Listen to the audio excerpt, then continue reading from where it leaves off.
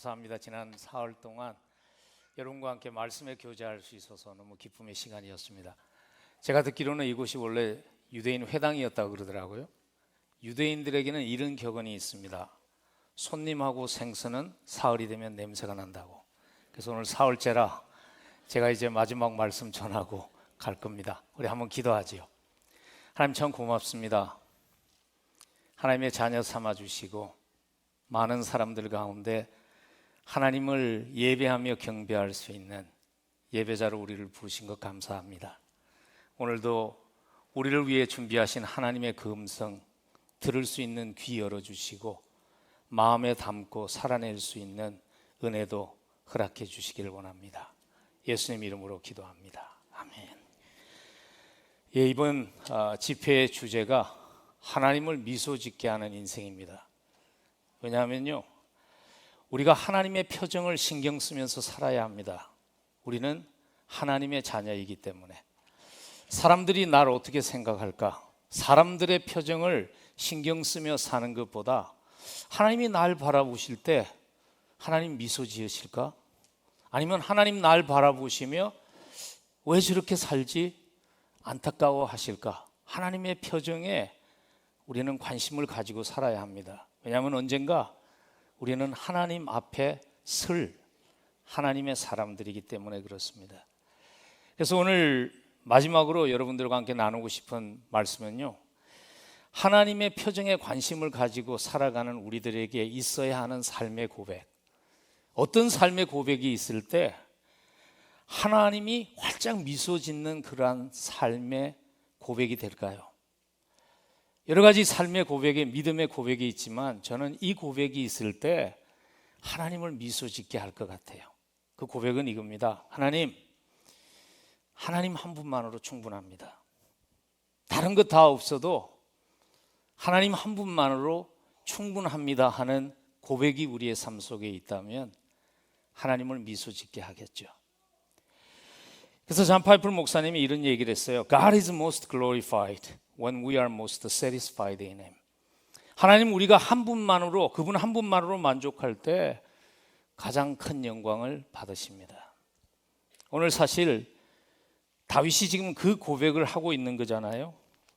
여호와는 나의 목자시니 내게 부족함이 없습니다. 하나님만으로, 그 한 분만으로 충분합니다. 다윗이 고백하는 것이죠. 여러분 어떻게 하면 우리도 이런 고백하면서 살 수 있을까요? 오늘 시편 23편은요 다윗의 인생의 노년기에 거의 말년에 쓰여진 시편이라고 학자들이 동의를 합니다. 오늘 사실 시편 23편은요 다윗의 인생을 돌아보는 간증시입니다. 그리고 그는 우리에게 이렇게 간증하는 것입니다. 내 삶에 이런 결정이 있었습니다. 그래서 내 삶은 하나님 한 분만으로 만족하는 삶이 될 수 있었습니다. 그 간증을 우리에게 하는 것입니다. 그러면서 그 비결을 우리에게 나누고 있는 것입니다. 그 첫 번째 비결은 이것입니다. 일상 속에서 하나님을 내 삶의 주관자가 되게 했을 때 우리는 하나님 한 분만으로 내 삶의 모든 순간에 하나님이 내 삶의 주관자가 되게 했을 때 우리도 하나님 한 분만으로 충분합니다 고백할 수 있게 됩니다. 그래서 오늘 보면요 다윗이 오늘 시편 23편을 열면서 하나님의 이름을 부르면서 굉장히 의도적으로 특별한 이름을 선택했어요. 여호와는 나의 목자시니 이렇게 번역된 지금 여호와라는 그 하나님의 이름은 히브리어로 야훼라는 이름입니다. 성경에 보면 하나님의 이름이 많습니다. 여러 이름들이 있습니다. 여호와 니시 여러 가지 이름이 있는데요 야훼라는 이름은 아주 특별합니다. 왜냐하면 그 이름은 하나님 자신이 자기의 이름을 밝히신 유일한 이름입니다. 모세가 하나님께 물어보죠. 모세가 이스라엘 백성을 노예 생활에서 해방시키기 위해서 부름받고 보내질 때 하나님 근데 사람들이 나보고 나를 보내신 하나님이 누구라고 물으면 어떻게 답합니까? 그때 하나님이 주셨던 답이 출애굽기 3장 14절을 보면요, 나는 스스로 있는 자이니, 그 말이 나는 야훼이니 하는 말씀이죠. 야훼가 무슨 의미일까? 학자들 사이에 여러 가지 의견이 분분하지만 가장 많은 학자들이 동의하는 답은 이것이에요. 하나님은 항상 존재하는 분이시며 동시에 존재하는 모든 것들을 존재할 수 있도록 돌보시는 분이라는 뜻이 담긴 이름이 야훼라는 것입니다. 그래서 오늘 다윗은 의도적으로요, 야훼의 하나님이 나의 목자입니다, 그런 고백을 합니다. 근데 여러분, 여기서 우리가 놓치지 말아야 하는 것이 나의라는 단어예요. 여러분, 세상에 하나님의 존재를 믿는 사람은 많습니다. 그러나 그 하나님이 나의 하나님입니다. 그 하나님이 나를 돌보시는 목자입니다라고 고백할 수 있는 사람은 많지 않아요. 하나님이 존재한다는 것과 그 하나님이 나의 하나님이라는 고백은, 그것은 천지 차이가 있는 것이죠. 어떻게 하면요, 여러분, 천지를 창조하신 하나님이 나의 삶의 순간순간을 주장하시는 나의 목자가 되게 할 수 있을까요? 그것은 제일 먼저 예수 그리스도가 내 삶의 구원자 되시는 것에서 출발해야 합니다. 그 일이 이루어지지 않으면 천지를 창조하신 하나님이 나의 목자가 될 수 없습니다. 사실 저희는 시편 23편을 굉장히 좋아하죠. 교회를 다니시든 다니지 않든 시편 23편은 사랑받는 시입니다. 근데 우리는 보통 시편 23편을 뚝 띄어서 이해하는 경향이 있어요. 근데 히브리 성경에서는요, 시편 22편과 시편 23편과 24편이 트릴러지죠. 그러니까 3부작으로 시리즈로 기록되어 있어요. 한 시편이에요. 그래서 시편 22편에 보면 제일 먼저 어떤 고백이 있었기 때문에 시편 23편에서 여호와가 나의 목자입니다라고 고백할 수 있었는가 하면 시편 22편에 보면요, 내 하나님이여 내 하나님이여 어찌하여 나를 버리셨나이까. 십자가에서 돌아가시면서 예수님이 했던 기도가 담겨있는 시편이 시편 22편입니다. 그리고 시편 24편은요, 여러분이 찬양하죠. 문들아 머리 들지어다 하는 노래. 영원한 문들아 머리 들지어다. 영광의 왕이 들어가신다.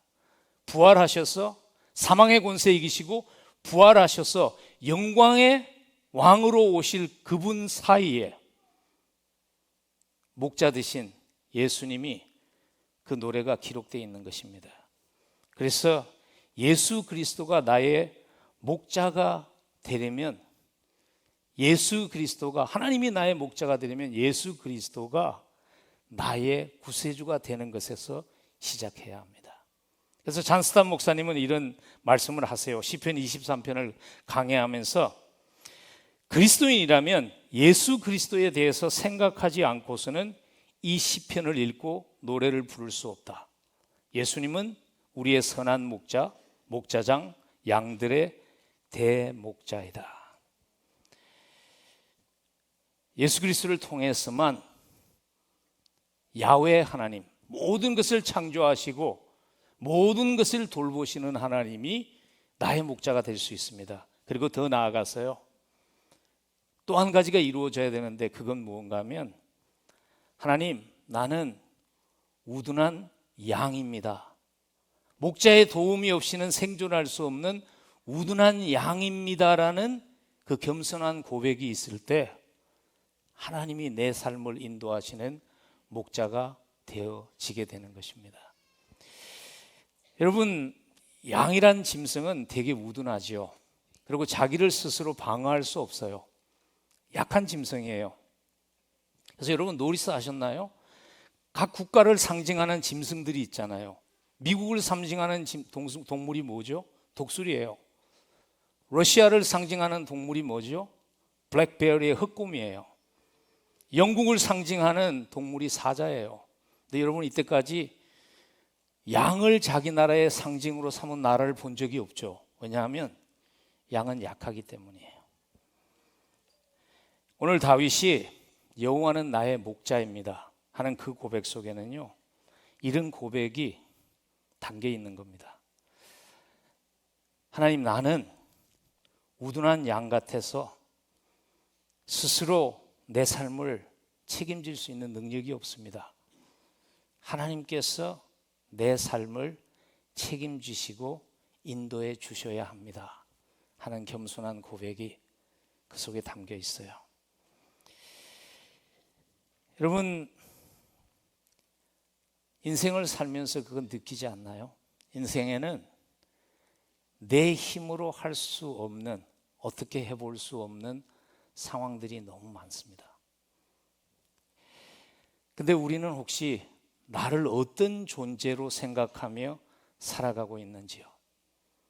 여러분, 혹시 아직도 오늘 1부 예배와 2부 예배의 차이점을 보니까 2부 예배는 훨씬 젊은 분들이 많으신 것 같아요.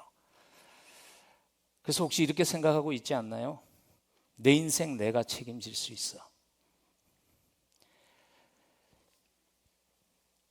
내 인생 내가 책임질 수 있을까요? 저도 젊을 때 그렇게 생각했어요. 내가 열심히 안 살아서 그렇지, 내가 최선을 다하면 내 인생 내가 책임질 수 있어. 제가 뭐 그렇게 오래 살진 않았어요. 이제 뭐 거의 66 돼 가는데, 인생을 살며 깨달은 것이 이거예요. 내 인생 내가 책임질 수 없는 순간들이 너무 많다는 겁니다. 하나님 앞에 우리의 그런 고백이 있으면 좋겠어요. 하나님, 하나님의 돌보심이 필요한 양입니다. 제가 우리 목사님 소개하셨듯이 2주 전에 은퇴를 했어요. 한 교회를 33년 섬기고. 그래서 많은 분들이 저에게 요즘 이런 질문을 해요. 한 교회에서 어떻게 33년 목회하셨어요? 그 질문을 많이 해요. 비결이 뭔 것 같아요? 그 비결 간단해요. 이거예요. 저는요, 새벽마다 주인 앞에 나갈 때 이 기도를 빼먹지 않았어요. 하나님, 제가 우둔한 어린아이입니다. 내 인생의 앞가름도 내가 책임질 수 없는데, 하나님, 내가 이 많은 교인들 제가 돌볼 수 없습니다. 주님이 우리 교회의 목자가 되어주세요. 주님이 내 인생의 목자가 되어주세요. 주님이 그렇게 하셨어요. 여러분, 인생을 살아보니까요, 인생을 사는 방법이 두 가지가 있는 것 같아요. 실력으로 사는 방법이 있고 은혜로 사는 방법이 있는 것 같아요. 여러분, 어떤 방법으로 살고 계세요? 내 실력을 의지하며 사세요? 삶이 피곤하지 않으세요? 왜냐하면 아무리 탁월한 실력을 가져도요, 내 실력을 능가하는 상황들이 인생에는 너무 많죠. 요즘 유행하는 가스펠송 중에 그런 송이 있어요. There is a God-sized problem. God-sized problem은 God만이 해결할 수 있다고. 은혜로 살면 쉼이 있습니다. 은혜로 살면 삶의 여유가 있습니다. 왜냐하면 하나님이 책임지시기 때문입니다. 하나님, 내가 양입니다. 그래서 목자가 필요합니다 하는 그 겸손한 고백을 통해서 하나님이 내 인생을 인도하시고 계신 것을 경험하기 때문에 하나님 한 분만으로 충분합니다 하는 그 고백이 여러분과 저의 고백되기를 간절히 축복합니다. 가장 아름다운 믿음의 고백이라고 할 수 있는 하나님 한 분만으로 충분합니다는 고백을 다윗이 할 수 있었던 두 번째 영적 비밀은 이거예요. 그가 하나님의 관점에서 하나님의 인도하심의 손길을 볼 수 있었기 때문입니다. 제가 이미 말씀드린 대로 시편 23편은요, 다윗의 노년기에 쓰진 인생을 돌아보는 그러한 시예요. 근데 오늘 보니까 2절에서 그가 이런 고백을 합니다. 그가 나를 푸른 초장에 누이시며 쉴만한 물가로 인도하신다. 다윗을 모르고 이 시편을 읽으면 이렇게 오해할 수 있죠. 아, 이 사람은 삶이 참 평탄했구나. 평탄한 그러한 푸른 풀밭에 편히 쉬고 쉴만한 물가, 잔잔한 물가에서 물을 마시며 살았던 그러한 삶이라고 오해할 수 있지만 우리가 다윗을 알잖아요. 다윗의 인생이 파란만장한 인생이었습니다. 하나님께서 기름 부으시고 10여 년을 사울왕의 칼을 피해서 광야를 헤맸던 삶이고요, 자기가 가장 사랑하는 사람에게 배신당하는 아픔이 있었던 그러한 삶이 다윗의 삶이에요. 근데 다윗이 왜 인생을 마치면서 하나님, 내 삶을 돌아보니까 내 삶은 마치 푸른 풀밭에 누워있는 그러한 쉼이 있는 삶이고, 쉼이 있는 물가에서 내 목마름을 해결했던 그러한 삶이었습니다라고 다윗은 지금 그런 고백을 할 수 있었을까요? 왜냐하면 다윗이 자기의 인생을 하나님의 관점에서 본 거예요. 하나님의 관점에서 보니까 자기의 삶에 있었던 그 고난의 순간들마저도 그것이 하나님을 깊이 경험할 수 있었던 그러한 순간이었다는 것을 볼 수 있었기 때문입니다. 2절에서 지금 다윗이 사실 이렇게 고백하는 것입니다. 주님, 지나가면서는 깨닫지 못해서 우왕좌왕했었는데 삶을 가로막는 위기와 고난의 순간들마저 이제 돌아보니까 그것이 나를 쉬게 하시고 하나님의 은혜에 깊이 뿌리 내리게 하는 축복의 시간이었습니다. 다윗이 지금 그렇게 고백하고 있는 것입니다. 하나님의 관점에서 볼 수 있으니까 하나님 한 분만으로 충분합니다 고백할 수 있었던 것이죠. 다윗은 원래 목동이었어요. 그러니까 이걸 너무나 잘 알아요. 양이 얼마나 우둔하다는 것. 그래서 쉴 줄을 몰라요. 자기가 지쳐서 쓰러질 때까지 쉴 줄을 몰라요. 그래서 먼 길을 떠나기 전에 목자가 때로는 그런 양을 억지로 쉬게 해야 돼요. 그래야지 먼 길을 떠날 때 위험한 길을 가다가 다리에 힘이 없어서 골짜기로 떨어지지 않기 때문에 목자가 억지로 쉬게 할 때가 있었어요. 지금 다윗은 그걸 연상한 겁니다. 내가 이해하지 못했는데 하나님이 그래서 내 삶에 때로는 고난도 주시고 해결되지 않은 인생의 기다림이라는 시간도 주셨던 이유가 무엇인가 하면 하나님이 나에게 필요한 쉼을 주시기 위한 것이었구나 하는 것을 그가 깨달은 것이죠. 여러분, 우리는 어떻습니까? 우리는 혹시 쉼의 필요함을 모르는 어리석은 양의 모습은 아닌지요? 그래서 쉼이 필요하니까 휴가를 가잖아요. 휴가를 가는데 셀폰을 가져가서 메시지를 체크하고 이메일을 보내고, 그리고 쉬러 갔는데 새벽부터 가족들을 깨우잖아요. 돈 내고 왔으니까 많이 보고 가야 된다고. 그래가지고 막 다니고 오면 휴가를 갔다 와서 쉰 게 아니라 더 지쳐요. 그래서 또 휴가를 해야 돼요. 회복하기 위해서. 여러분, 하나님께서 때로는요 그런 우리의 어리석음을 아세요. 그래서 때로는 우리에게 병을 주시기도 하셔서 쉬게 하세요. 하나님께서 때로는요 사업이 좀 안 되게 하셔서 쉬게 하세요.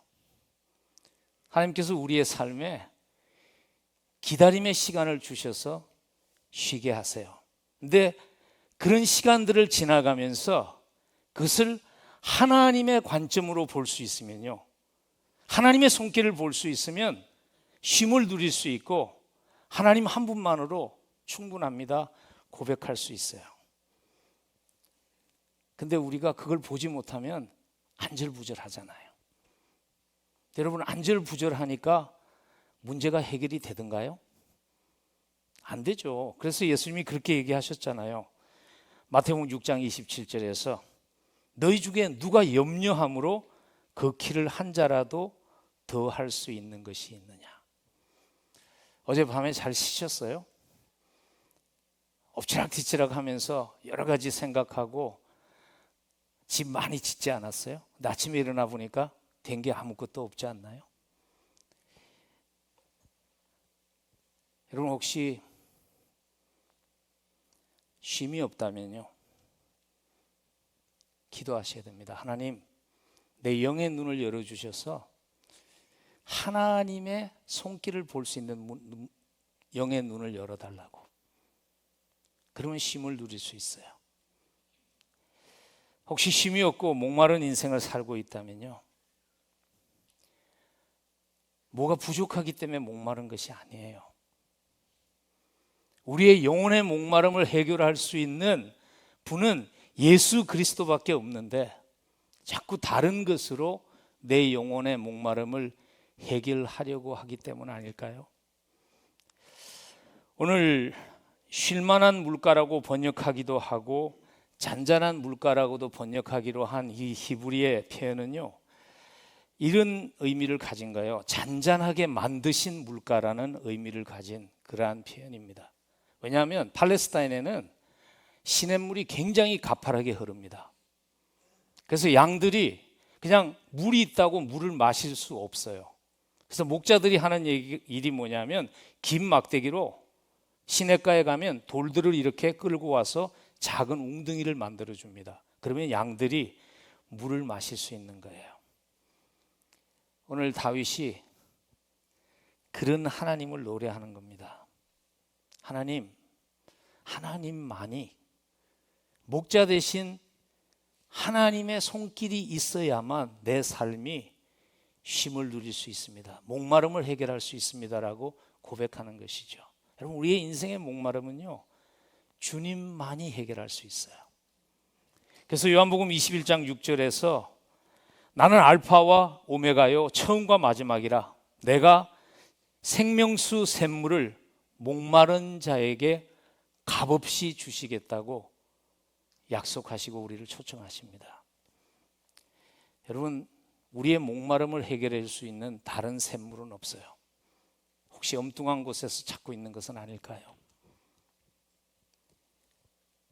그래서 예수를 만났음에도 불구하고 쉼이 없고, 예수를 만났음에도 불구하고 여전히 목마른 것은 아닐까요? 주님이 이렇게 우리를 초청하십니다. 이사야서 55장 1절과 2절에서 오라 너희 모든 목마른 자들아 물로 나오라. 돈 없는 자도 오라. 너희는 와서 사 먹되 돈 없이 값 없이 와서 포도주와 젖을 사라. 너희가 어찌하여 양식이 아닌 것을 위하여 은을 달아주며 배부르게 하지 못할 것을 위하여 수고하느냐. 내게 듣고 들을지어다. 그리하면 너희가 좋은 것을 먹을 것이며 너희 자신들이 기름진 것으로 즐거움을 얻으리라. 오늘 주님이 초청하십니다. 목마른 자들아 생수의 물가로 오라고. 그 초청에 겸손하게 하나님, 주님만이 나의 목자이십니다. 나올 수 있는. 그래서 그 주님 때문에 주님만으로 만족합니다. 고백하는 고백이 있는 삶이 되기를 간절히 축복합니다. 마지막으로 오늘 가장 아름다운 삶의 고백인 하나님 한 분만으로 충분합니다는 고백을 다윗이 할 수 있었던 마지막 영적 비결은 이것입니다. 가장 좋은 것으로 주시는 하나님을 신뢰했기 때문입니다. 여러분, 하나님이 가장 좋은 것을 주시는 분이라는 것을 확신할 수 있으면요, 하나님 한 분만으로 충분합니다 고백할 수 있지 않을까요? 다윗이 그 고백을 이렇게 지금 3절에서 합니다. 내 영혼을 소생시키시고 자기 이름을 위하여 의의 길로 주님 인도하셨습니다. 오늘 이 고백에 이런 의미가 담겨 있어요. 다윗이 나이가 들어서 삶을 돌아보니까요, 인생을 살면서 자기가 자기 인생을 인도했을 때, 내가 안다고 생각하고 선택하며 인생을 인도했을 때 어려움이 많았죠. 그래서 오늘 이 고백을 하는 겁니다. 하나님께서 나를 인도하셨는데 나의 잘못된 선택에도 불구하고 내 스스로 나에게 입혔던 상처들을 주님 회복시켜 주시며 내 영혼을 소생시키고 의의 길로 인도하셨습니다. 여러분, 우리도 인생을 살면서 그런 경험들이 있지 않나요? 내가 생각할 때 그게 최선인 것 같았어요. 근데 막상 내가 그 길을 택하고 나서 그것이 나에게 상처가 되었고 아픔이 된 경험들이 있지 않나요? 그럼에도 불구하고 우리는 여전히 나를 내가 제일 잘 알아 하면서 내가 선택해야 되는 것처럼 혹시 살고 있는 것은 아닐까요? 프랭크 시나트라가 노래한 것처럼 I did it my way. 그래서 결과가 어떻게 됐죠? Because I did it my way. 그래서 삶이 만신창이 된 것은 아닐까요? 오늘 다윗의 삶이 그랬어요. 자기가 선택했을 때 여러 가지 잘못된 선택이 있었어요. 근데 다윗보다도 다윗을 더 잘 아신 분이 다윗을 만드신 분이었어요. 우리 자신보다 우리를 잘 아는 분이 우리를 만드신 분이세요. 우리를 아는 분이 선택하는 길이 그게 바른 길이에요. 주님이 그렇게 말씀하셨죠. 요한복음 10장 14절에 보면 나는 선한 목자다. 나는 내 양을 안다고 말씀하셨어요. 여러분 인생의 갈림길에서 사람들에게 조언을 구해보면요, 나를 모르는 사람의 조언은 쓸모가 없어요. 아무리 좋은 조언이라도 나에게 그게 어플라이가 안 되는 거예요. 근데 나를 아는 사람의 조언은 도움이 되죠. 근데 하나님이 우리를 아세요. 그리고 그 하나님은요, 가장 좋은 길을 선택해 주는 것뿐만 아니라 우리를 홀로 보내시지 않고 그 길을 인도하시는 분이세요. 그래서 의의 길로 인도하셨다고 다윗이 고백해요. 근데 다윗은 원래 목동이거든요. 근데 팔레스타인의 목동들이 양을 인도할 때 이렇게 했다고 그래요. 그들이 가지고 다니는 지팡이를 가지고 길을 가다가 나무에 열매가 맺혀 있으면요, 그 나뭇가지를 꺾어 가지고 그 가지를 끌고 가면 양들이 따라오면서 그 열매를 먹으면서 따라와서 에너지가 충족되었다 그래요. 그래서 오늘 4절에 보면 주의 지팡이와 막대기가 나를 인도했습니다. 그런 고백을 하는 거죠. 근데 오늘 다윗의 고백 가운데 우리로 하여금 의문을 가지게 하는, 질문을 하게 하는 고백이 있습니다. 4절 한번 보세요. 내가 사망의 음침한 골짜기로 다닐지라도 하는 고백이에요. 가장 좋은 길을 아시는 분이세요. 근데 왜 사망의 음침한 골짜기를 가도록 버려두셨죠? 하나님은 가장 좋은 것으로 주시기를 원하시는 하나님이신데, 그리고 뭐가 가장 좋다는 것을 아시는데 왜 우리의 인생에 고난의 순간이라는 것을 허락하시는 걸까요? 오늘 다윗은 목동이었기 때문에요, 그걸 알았어요. 팔레스타인 지방에는요, 봄철에는 낮은 지역에 풀이 있어요. 근데 봄이 지나고 나면 그 풀이 다 마릅니다. 먹을 것이 없습니다. 그래서 여름철이 되면 양들이 이동을 해야 합니다. 깊은 골짜기를 지나서 높은 지형으로 올라가야지 먹을 것이 있는 거예요. 지금 다윗이 사망의 음침한 골짜기를 노래할 때 자기는 지금 그걸 회상하고 있는 것입니다. 그리고 그는 아는 것이죠. 하나님이 내 삶 속에 때로는 위험한 골짜기, 메마른 광야를 지나가게 하셨던 이유가 무엇인가 하면 그것을 통해서 오히려 하나님의 크고 놀라우심을 경험하게 하기 위한 것이라는 것을 다윗이 알았죠. 여러분, 다윗이 하나님의 마음에 합한 종이 될 수 있었던 것은요, 그가 편안하게 살았던 왕궁에서의 삶이 아닙니다. 먹을 것이 없고 마실 것이 부족했던 광야를 지나감이 다윗으로 하여금 하나님의 마음에 합한 종이 되게 했죠. 그래서 진 에드워드라는 목사님이 새 왕에 대한 얘기를 쓰면서 다윗에 대해서 이런 얘기를 했습니다. 하나님은 다윗으로 하여금 광야를 지나가게 하시면서 다윗 속에 숨겨져 있었던 제2의 사울을 제거하셨다고. 여러분, 그래서 하나님이 우리를 사랑하시지만요, 우리의 삶 속에 때로는 고난을 허락하세요. 하나님이 고난의 원인은 아니에요. 근데 하나님이 때로는 고난을 허락하세요. 하나님이 어떤 길이 가장 숏카트인지 가장 짧은 길인지 아시지만 때로는 돌아가는 길을 기다림이라는 시간을 우리의 삶 속에 허락하세요. 왜냐하면요, 그것을 통해서, 그 순간을 통해서 우리는 하나님을 더 깊이 경험하게 하기 때문이에요. 제가 사실 20대 중반에 예수님 만나고 신학교 가고 목회자 되고 그랬으니까 지금 고신 한 40년을 제가 목회를 했거든요. 돌아보면요, 제가 하나님을 가장 깊이 만난 시간은 목회가 잘 풀리고 삶이 편한 때가 아니었습니다. 어렵고 힘들 때, 그때가 하나님을 가장 깊이 만났고요. 그 순간이 여전히 부족하지만 저라는 사람을 지금의 조금이나마 그리스도를 닮은 모습으로 변화시킨 그런 축복의 시간이 된 거예요. 그래서 오늘 보면 다윗이 그걸 알았어요. 하나님이 가장 좋은 것으로 자기에게 주셨다는 것을 알았기 때문에 시편 23편을 마무리 지으면서 다윗은 내 잔이 넘칩니다는 그 감사의 고백으로 마치고 있는 거죠. 근데 저는 다윗의 간정이 너무 감사한 이유가 있어요. 5절을 보시면요, 다윗이 이렇게 말하거든요. 내 잔이 넘친다는 말을 하기 전에 주께서 내 원수의 목전에서 내게 상을 차려주시고 기름을 내 머리에 부르셨으니 내 잔이 넘치나이다. 다윗은 지금 이렇게 고백하고 있는 거 아닙니다. 하나님을 내 목자 삼았더니 삶의 고난이 하나도 없었습니다. 하나님을 내 목자 삼았더니 삶의 대박만 터졌습니다.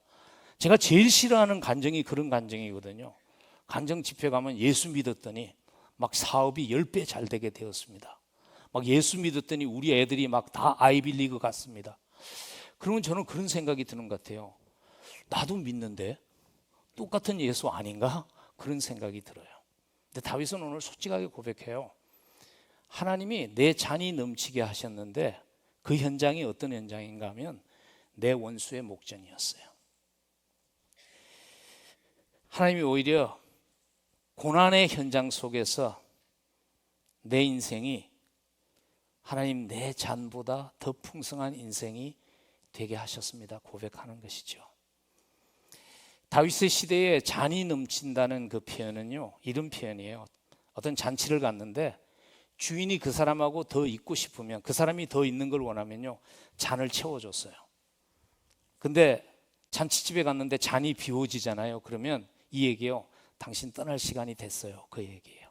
지금 다윗이 하나님이 함께 있고 싶어하는 사람으로 하나님 내 인생을 축복하셨습니다. 하나님 미소 지으시면서 다윗과 함께하는 시간이 너무 좋다고 자기의 인생에 잔이 넘친 것과 같은 삶이 되게 했다는 것이죠. 여러분, 하나님이 우리의 주인 되시고 하나님이 인생의 목자 된다고 고난이 없는 삶이 되는 것은 아닙니다. 근데 우리 하나님은요, 모든 것을 합해서 선을 이루시는 하나님입니다. 그래서 고난마저도 헛되이 하시지 아니하시고 합해서 선을 이루시는 하나님이십니다. 그래서 끝이 다릅니다. 기억하세요. 하나님이 인생의 목자가 되시면 끝이 다릅니다. 과정을 지나가면서 너무 당황하지 마세요. 끝이 다릅니다. 그리고 우리 고백하게 될 것입니다.